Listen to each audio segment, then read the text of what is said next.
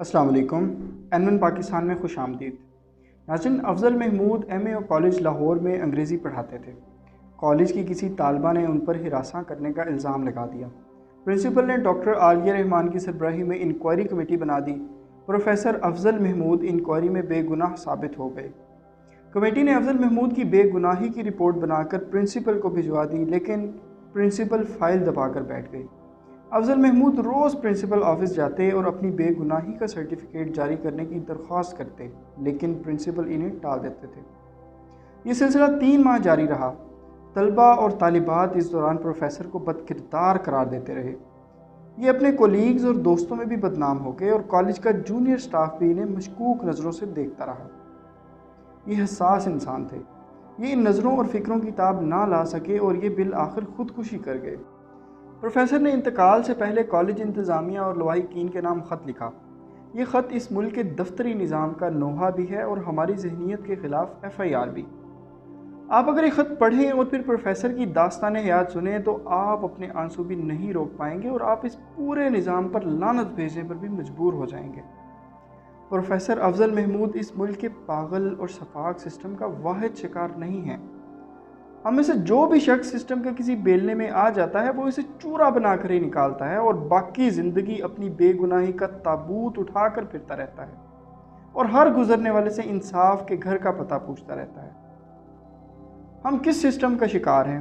آپ کسی دن ٹھنڈے دل و دماغ سے غور کیجئے گا، آپ کو بدبو اور کچرے کے سوا کچھ دکھائی نہیں دے گا۔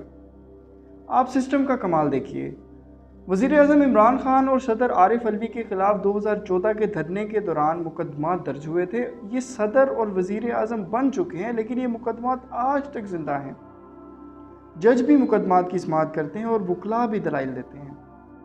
جنرل پرویز مشرف نے 18 اگست 2008 کو صدارتی کرسی چھوڑی تھی۔ ان کے خلاف بینظیر بھٹو قتل کیس، اکبر بگٹی قتل کیس، غداری اور لال مسجد آپریشن کے مقدمات بنے اور یہ مقدمات آج تک چل رہے ہیں۔ میاں نواز شریف، خواجہ محمد آصف اور سردار مہتاب احمد عباسی نے 23 نومبر 2011 کو آصف علی زرداری اور حسین حقانی کے خلاف میمو اسکینڈل پر پٹیشن دائر کی تھی۔ یہ پٹیشن بھی آج تک زندہ ہے۔ ذوالفقار علی بھٹو کو 1979 میں پھانسی چڑھا دیا گیا۔ آصف علی زرداری نے 2 اپریل 2011 کو بھٹو کیس ری اوپن کرنے کے لیے سپریم کورٹ میں ریفرنس دائر کیا۔ یہ ریفرنس بھی آج تک سلگ رہا ہے۔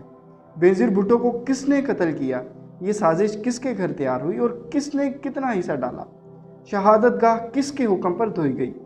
اور رحمان ملک کی تحقیق میں کون کون سے نام اور چہرے سامنے آئے؟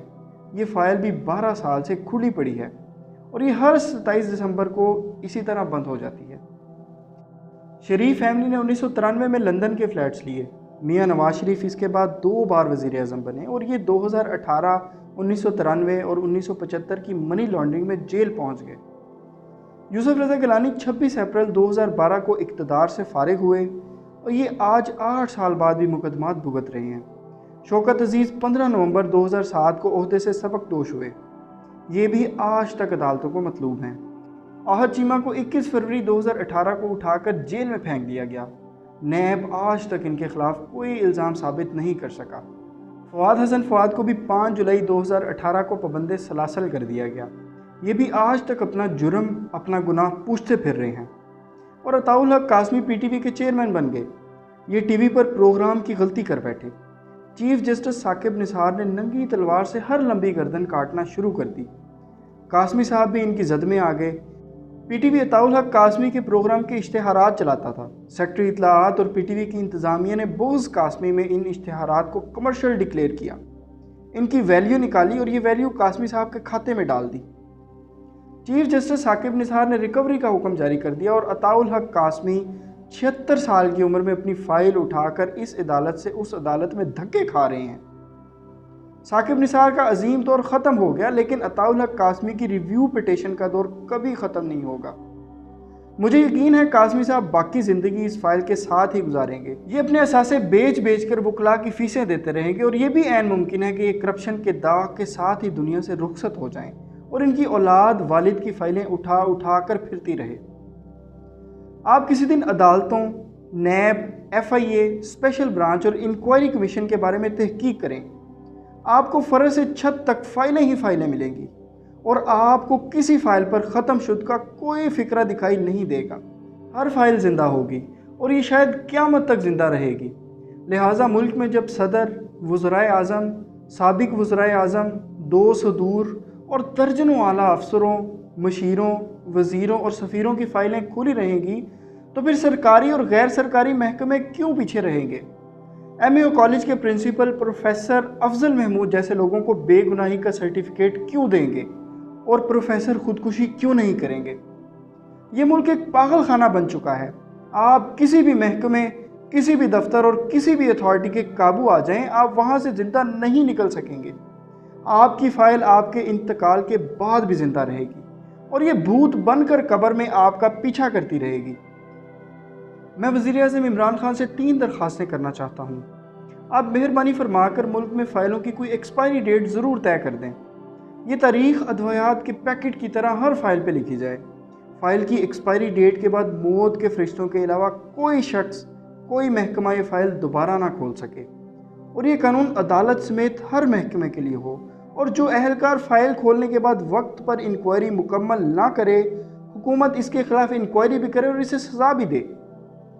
حکومت قانون بنا دے کہ جو شخص اپنی شکایات یا الزام ثابت نہ کر سکے گا، ریاست اسے وہی سزا دے گی جس کا اس نے دوسرے پر الزام لگایا تھا۔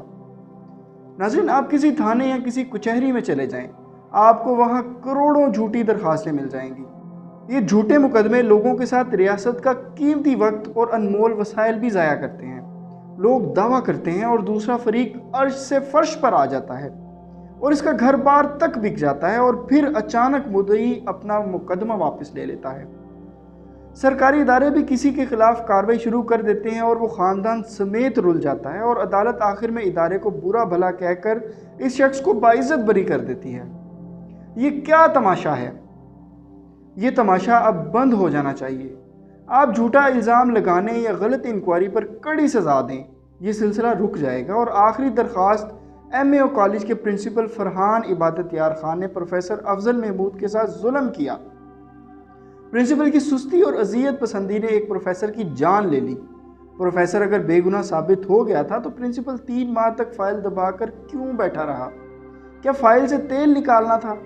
لہٰذا پرنسپل کی اذیت پسندی نے ایک بے گناہ شخص کی جان لے لی۔ وزیر اعظم کو فوراً پرنسپل کے خلاف مقدمہ درج کر دینا چاہیے تھا تاکہ فائلیں دبا کر بیٹھنے کی روایت ختم ہو سکے۔